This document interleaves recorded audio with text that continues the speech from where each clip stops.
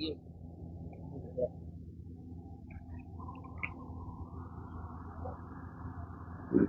जी नमस्कार। नमस्कार सर। हो गया सर। जैसा कि उचाना हल्के की बात करें, 2024 का जो इलेक्शन है नजदीक आ चुका है, लगभग 1 ईयर बाकी है। अगर बात करें डिप्टी सीएम का हल्का है और जो वीरेंद्र सिंह है वो भी काफी दिग्गज और बड़े नेता है, तो दोनों के बीच में अपने हल्कों में दौरों की वो चला हुआ है, दौरा चला हुआ है। लेकिन अगर बात करें तीसरा चेहरा जो निकल के नहीं आ रहा था, कहीं ना कहीं किसानों की तरफ से आपकी एक पोस्ट वायरल हो रही है जहां पर कि अभी से कुछ कहना बहुत बड़ी बात होगी। क्या परिस्थितियां होंगे, क्या हालात होंगे और मौका कैसा होगा, उस पर निर्भर है। क्योंकि अभी सर्वे चल रहे हैं, एजेंसियां भी सर्वे कर रही हैं, मीडिया भी सर्वे कर रहा है और जो हमारी पार्टी है वो भी सर्वे कर रही है। तो वो देख रहे हैं हर एंगल से, क्योंकि आपको पता है कि लगातार किसान आंदोलन चलते रहे हैं, किसान मजदूरों के आंदोलन चलते रहे हैं। तो उस दौरान इन लोगों को ये लगता है कि कोई किसानी चेहरा यहाँ इनको मात दे सकता है। तो मुझे तो नहीं पता था, बाकी बाद में मुझे पता चला 2 घंटे पहले कि आप एक अव्वल दर्जे पे आप जीत रहे हैं और सोशल साइट के ऊपर एक बड़ी काउंटिंग चल रही है। तो मुझे बड़ा ताज्जुब हुआ, जिस चीज की मुझे कोई जानकारी नहीं थी और हमने सोचा भी नहीं था कि लोग मुझे इस रूप में पसंद करते हैं। क्योंकि मुझे आज तक ये था कि लोग मुझे किसान हो या मजदूर के एक आगू के रूप में, मतलब लोग मुझे महसूस करते हैं या स्थान देते हैं। यदि वक्त ने कोई मौका दिया या कोई, आज आपको पता होगा कि हमारे संसद के अंदर एक स्पेशल बिल भी लाया गया है महिलाओं के लिए, 33% आरक्षण के लिए। यदि कोई सीट रिजर्व होती है, कोई हालात ऐसे बनते हैं कि हमें मौका मिलता है और हमें लगता है कि हमारा जो समाज हमारे साथ खड़ा है, तो फिर सोचेंगे। अभी कोई इस तरह की चीजें हमारे दिमाग में नहीं है। ये एक मीडिया का सिस्टम है और मीडिया तो देखो सर्वे करेगा, उससे हम मना भी नहीं कर सकते। गाँव में भी सर्वे आप लोगों को पता है लगातार चले हुए हैं और यहाँ भी लगातार चल रहे हैं। और रही बात इन दोनों परिवारों को, यहाँ कोई सिक्किम नहीं होगी, कोई और होगा। बाकी इन दोनों परिवारों का अब जो खाता है ये बंद हो चुका है। ये बात भूल जाओ कि दुष्यंत वीरेंद्र यहाँ से लड़ेंगे तो अपनी जमानत जब्त कराएंगे, क्योंकि 50 साल से जो लगातार इस इलाके का इन लोगों ने शोषण किया है, इनको लोग अब की बार स्वीकार नहीं करेंगे। हाँ, ये हो सकता है कि चेहरा कोई और हो, सिक्किम ना होके कोई XYZ कोई भी चेहरा हो सकता है, किसानी चेहरा किसी को भी ला सकते हैं। हमारा मकसद ये है कि हमें इन दोनों चेहरों को और दोनों परिवारों को हराने के लिए हम 2 कदम आगे भी जा सकते हैं और 2 कदम पीछे भी हट सकते हैं। क्योंकि हमारा मकसद है उचाना को बचाना, हमारी जो अपनी सीट है उसको बचाना और इन गद्दार लोगों से हमारी रोटी और बेटी को बचाना, हमारी जमीन और जमीर को बचाना। उसके लिए हमें कुछ भी करना पड़ेगा।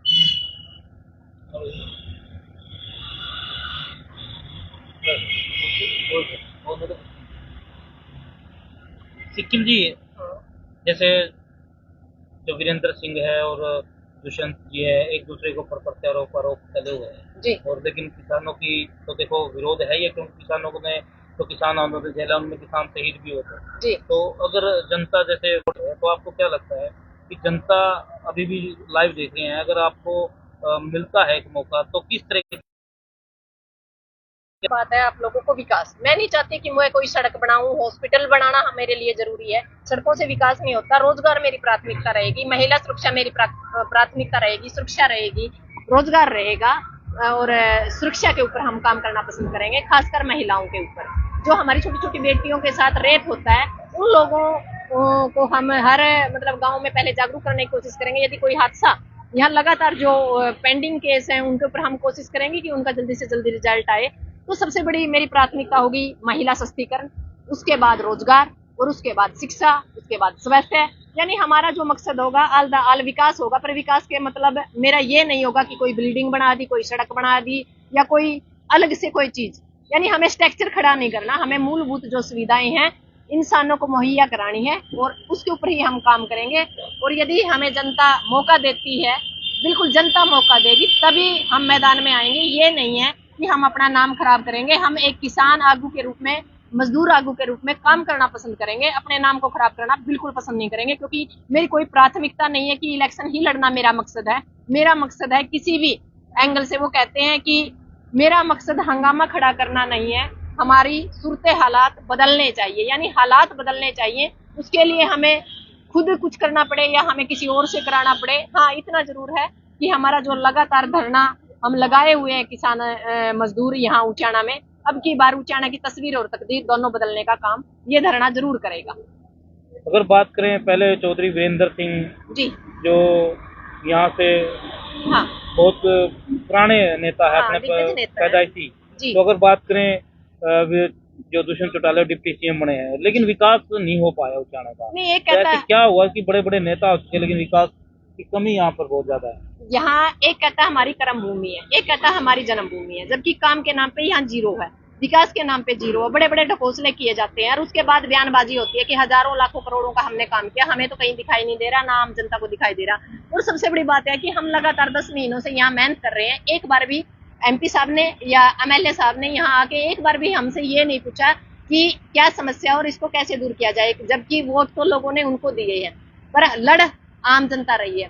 तो यदि जनता ये चाहेगी कि हाँ कोई किसान इस मैदान से हो तो एक अच्छा और यहाँ से एक फैसला लिया जाएगा। ऐसा नहीं है कि सिक्किम में ऐसे ही मैदान में उतरेगी, यहाँ से एक फैसला लिया जाएगा कि किसको प्रमोट किया जाए, जिसको जनता पसंद करेगी, जनता की जो पहली पसंद होगी उसको हम आगे करने का काम करेंगे। दूसरी बात, इसमें जो सर्वे हुआ इसमें सिर्फ महिलाओं में प्राथमिकता दिखाई गई थी, उसमें महिलाओं में मैं पहली पसंद हूँ। तो मैं चाहूंगी यहाँ से बहुत से पुरुष भी हैं जो मैदान में मेहनत कर रहे हैं, वो किसी पार्टी को पीछे ना लगा के सिर्फ उस आदमी को जज किया जाए जिसको हम कैंडिडेट के रूप में देखना चाहते हैं। भी उस इंसान के अंदर कितनी इंसानियत है, उसके अंदर कितनी काबिलियत है, वो क्या बदलाव कर सकता है और क्या बदलाव नहीं कर सकता, इसके ऊपर एक सर्वे हो। ये महिलाओं में ये था कि जो हमारी किसान नेत्रियां हैं जो लगातार आंदोलन लड़ रही थी 3 साल से, उनमें हमें पहला स्थान मिला। इसके लिए मैं जनता का बहुत बहुत धन्यवाद करना चाहूंगी कि जो हमने मेहनत की थी उस मेहनत का कहीं ना कहीं उन लोगों ने हमें आशीर्वाद दिया, हमें खुशी हुई। और हम इसी जिस जज्बे से आज लड़ रहे हैं समाज के लिए, इसी जज्बे से हम लड़ते रहेंगे। और मैं चाहूंगी कि आने वाले टाइम में जो हमारे पुरुष कैंडिडेट हैं उनके साथ भी यदि ये लगता है कि सिक्किम को कैंडिडेट बनाया जाए तो उसके साथ भी इस चीज को मैच किया जाए। और जबकि आप लोगों को पता है सोशल साइट पे आज के टाइम हमारे 80% लोग हैं।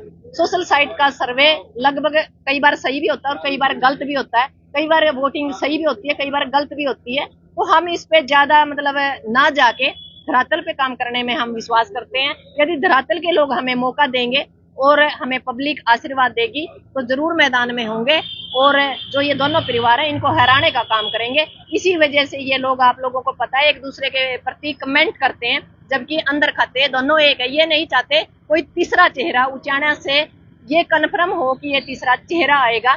सबसे बड़ी बात यह है कि हमारा इतने सालों के मेहनत के बाद भी लोग एक ही बात पूछते हैं कि आप किस पार्टी से हो। हम किसी पार्टी से नहीं है और हम नहीं चाहते कि हम किसी पार्टी का झंडा उठाएं, क्योंकि पार्टियों का यदि झंडा उठाते हैं तो फिर उसी ढर्रे के ऊपर हमें काम करना पड़ता है। हमारी कुछ मजबूरियां होती है। जो बंदा वहां सोच के संसद या विधानसभा जाता है वहां कुछ भी बदलाव नहीं होता, सिवाय खुद एमएलए एमपी का विकास होता है। धरातल पे विकास नाम की चिड़िया नजर नहीं आती और हम नहीं चाहेंगे कि जनता का विकास ना हो और हमारा विकास हो। इससे बेस्ट है कि हम एक किसान आगू, मजदूर आगू के रूप में काम करें। हमें निजी स्वार्थ के लिए न इलेक्शन लड़ना है, हम आंदोलन के लिए ही काफी। अगर आपको 2024 में मौका मिलता है तो किस प्रकार के मैनिफेस्टो के साथ आप उतरोगे? क्या क्या मुख्य समस्याएं है जो? मेरी निगाह में सबसे मेन समस्या है आज के टाइम महिला की सुरक्षा, नंबर 2 पे है जो हमारे अपराध हो रहे हैं, नंबर 3 पे है शिक्षा, और सबसे बड़ी बात है कि महिला सशक्तिकरण और रोजगार। ये मान के चलो यदि महिलाओं के लिए हम सुरक्षा नंबर 1 पे रख रहे हैं तो हम बच्चे या महिलाओं और जो हमारे युवा हैं उनके लिए रोजगार नंबर 1 पे होगा। चाहे वो यही बात है कि छोटी छोटी फैक्ट्रियां हो, छोटे छोटे रोजगार हो, जो हमारे किसान और मजदूर लगातार खेत में पैदा तो करते हैं पर पैकिंग करना नहीं सीखे हैं। हम चाहेंगे कि छोटा छोटा जो हम पैदा करते हैं उसको हम व्यापार के रूप में कैसे यानी बाजार में लेके आए। जो हमारे मुंह की तरफ वो देखते रहें, बैंकों की तरफ देखते रहें, सरकारों की तरफ देखते रहें। आप लोगों को पता है कि सरकार तो निकम्मी है, साथ में भगवान की वजह से भी कहीं ना कहीं ओलावृष्टि है, कहीं सुंडी है, कहीं सूखा है, कहीं बाढ़ है।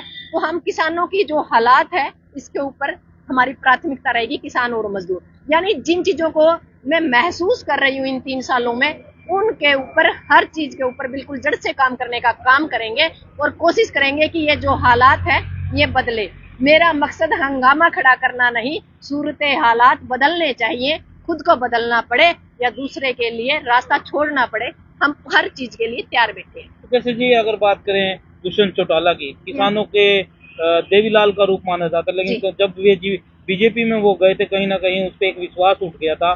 तो क्या लगता है आप ये किसानों के बीच से अगर आपको एक मौका दिया जाता है तो क्या अगर आपको मतलब मौका दिया जाता है तो क्या आप भी किसी पार्टी या मतलब बीजेपी की ओर आप समर्थन कर सकते देखो हैं? मेरी बात ये है कि हालात क्या होते हैं, वक्त क्या होता है, वक्त सबसे बड़ा बलवान होता है। हाँ, मैं इतना जरूर कह सकती हूँ, जेजेपी बीजेपी के साथ कभी भी जिंदगी में कभी कोई गठबंधन नहीं होगा, कभी मेरी वोटिंग नहीं होगी। दूसरी बात, जो ये परिवार है, हमने खुद दुष्यंत साहब को खूब प्रमोट किया है, उनके साथ हमने काम किया। हल्का आपको तो सरकार नाम से नफरत थी, आप क्यों फीलिंग्स लेने लगे हैं? नेता निकले चुनाव इनकी मौका मिलेगा तो जाएंगे। नहीं, वजह है ना, हमने किसान वही किसान है ना आज भी जिनको सरकार नाम से नफरत थी। नहीं, मेरी बात सुनो, हम वही किसान है, पर नफरत हमें समझ में आई है ये चीजें। इसका मतलब सीमा बद्देवाड़ा वो ठीक है, उन्होंने बोला किसान ड्रामेबाज है, वो ठीक है। बकवास है, ये बकवास है जो सीमा बद्देवाड़ा ने कहा।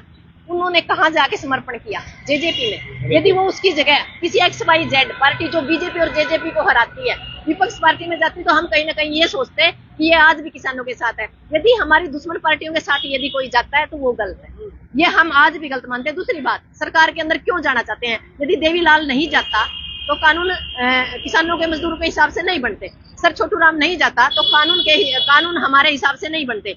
यदि कानून हमें अपने हिसाब से बनाने हैं तो सरकार में जाना जरूरी नहीं, मजबूरी है। किसान जाना नहीं चाहता पर उसकी मजबूरी है, क्योंकि हमारी कोई सुनता नहीं, ना जेजेपी सुनती है, ना बीजेपी सुनती है, ना हमारी कांग्रेस सुनती है, ना इनेलो सुनती है। हाँ, ये बात है, कुछ लोग ज्यादा मतलब पार्टी वाले ज्यादा गंदे हैं, कुछ कम गंदे हैं, यानी वो एक दलदल है, उसके अंदर सभी मगरमच्छ एक से नहीं। आपको अत्याचारों से अत्याचार गलत लगते हैं, सरकार गलत है, नाम ही गलत है क्या? नहीं, पार्टी का नाम गलत है, जेजेपी गलत है, बीजेपी गलत है, मेरी बात फिर जो अत्याचार होते हैं वो गलत है? मेरी बात सुनो, ये मान सकते हैं हम 2% MLA या MP सही होते हैं जो अपने जमीर से।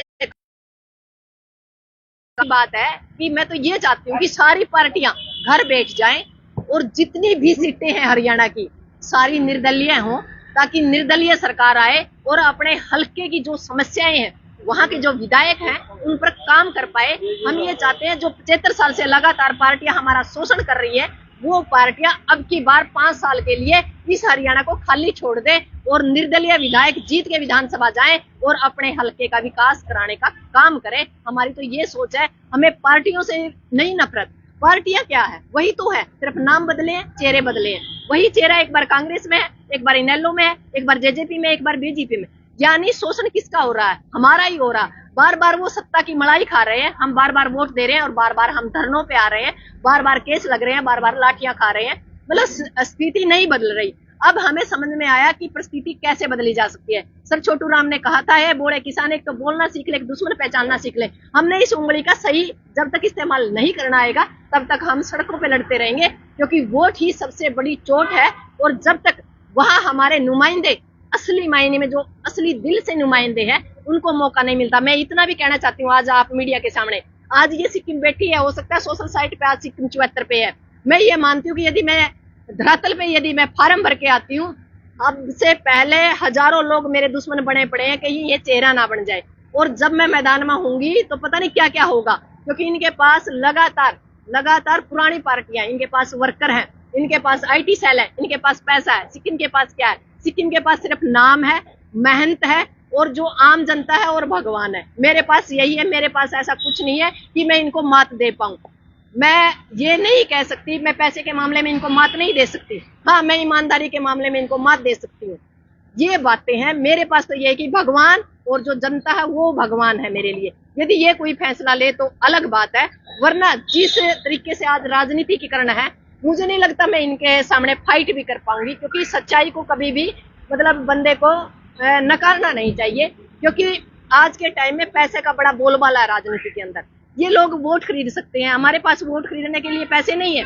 यदि जनता ये कहे कि हम नोट भी देंगे, सपोर्ट भी देंगे और आपको ताकत देंगे, आप हमारी आवाज विधानसभा या संसद के अंदर उठाइए, तब कुछ हो सकता है। जब तक जनता का माइंड नहीं बदलेगा तब तक कुछ नहीं बदल सकता। यहाँ मैदान में आके खुद की बेइज्जती करानी है गुरनाम जी की तरह। इससे बेस्ट है कि हम किसानों की आवाज उठाते रहें, एक अपने नाम और फेम के साथ समाज को एक ईमानदारी की मिसाल पेश करते रहें, बेस्ट रहेगा। इससे बढ़िया कि हम मैदान में आए और बेइज्जती करा के जाएं। हम बेइज्जती कराने के बिल्कुल मूड में नहीं है। जब तक जनता का मूड हमें ये नहीं लगता कि हाँ जनता परिवर्तन चाहती है, हम मैदान में नहीं आएंगे। यदि आप राय रख सकते